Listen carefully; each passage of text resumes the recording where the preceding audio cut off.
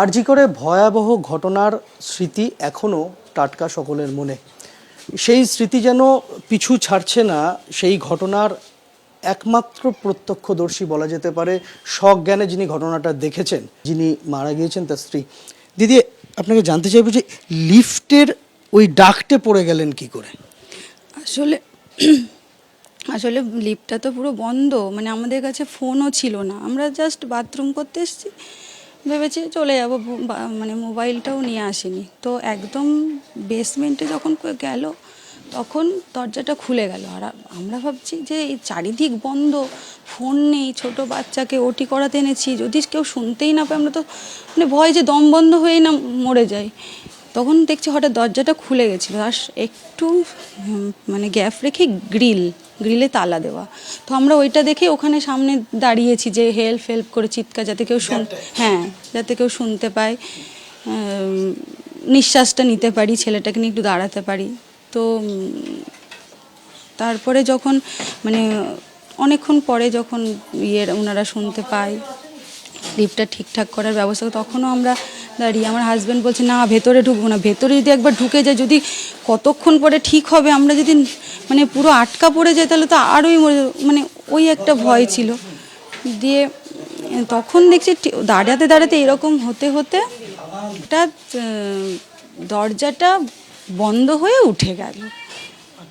এই অবস্থায় গ্যাপটা তো খুব ছোট, আমরা মানে ঠিক করতে পারছিলাম না যে আমাদের ভেতরে থাকা উচিত না বাইরে, ওইটুকু জায়গার মধ্যে আমরাও বুঝতে পারি। আর হঠাৎ করে যেটা লেগে গিয়ে ওপরে উঠে যাবে সেটা তো আমরাও বুঝতে পারিনি। মানে আপনি, আপনার স্বামী, আপনার ছেলে, তিনজন ওইটুকু জায়গার মধ্যে আমরা দাঁড়িয়ে, তারপর পড়লেন কি করে?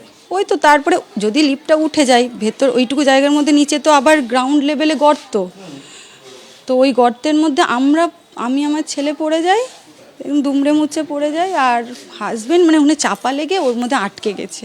লিফটটা কি তারপর উঠতে শুরু করলো? উনি ঘষতে মানে আপনি আর আপনারা তখন নিচে পড়ে লিফটায় থেকে মানে আপনারা কখন উঠলেন এবং মানে কোথায় যাচ্ছিলেন লিফটে করে?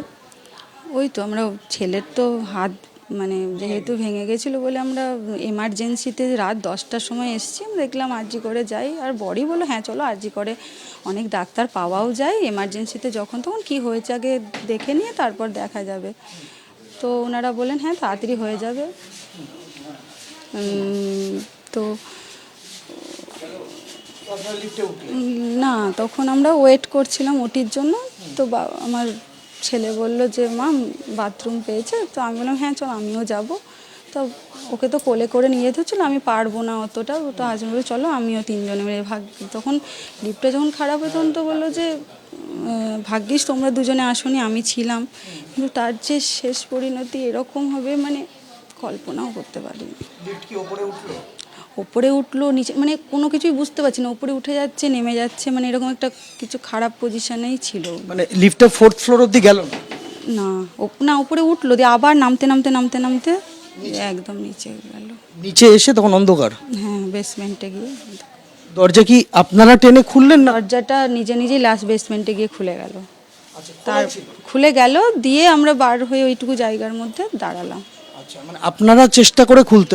না খুলিনি। তারপরে আমি যখন পড়ে গেলাম তখন দেখলাম এ তো আবার যদি লিফটটা আমার মাথায় এসে পড়ে তাহলে তো আমরা আমি দুজনেই সঙ্গে ছেলেকে ওই যে ওইটুকু জায়গা, তখন ওইটা তো ফাঁকা, আমি ওই গর্ত থেকে ছেলেকে বললাম বাবু ওখানটাতে তুই চুপ করে ধরে থাক।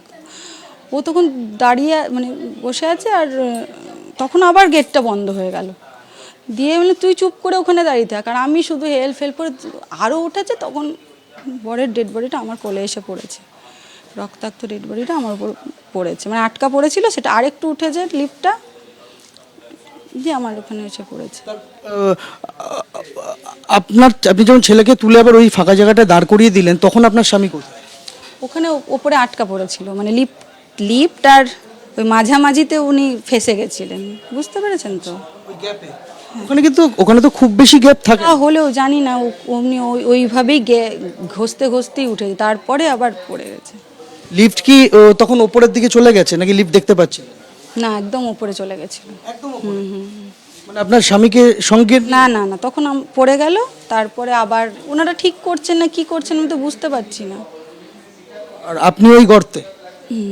আমি তখন হাজব্যান্ডকে নিয়ে গর্তে, ছেলেকে ওখানে বললাম তুই চুপ করে থাক, যাই করেই হোক ওখান থেকে কখনো না কখনো তোকে তো উদ্ধার করা যাবে, আমাদের যা হচ্ছে হচ্ছে। ও তখনও বেঁচে আছে, নিঃশ্বাস নিতে পারছে না, ঘামছে, এ করছে, অনেক করলাম উদ্ধার করতে, একটু হয়ে গেল।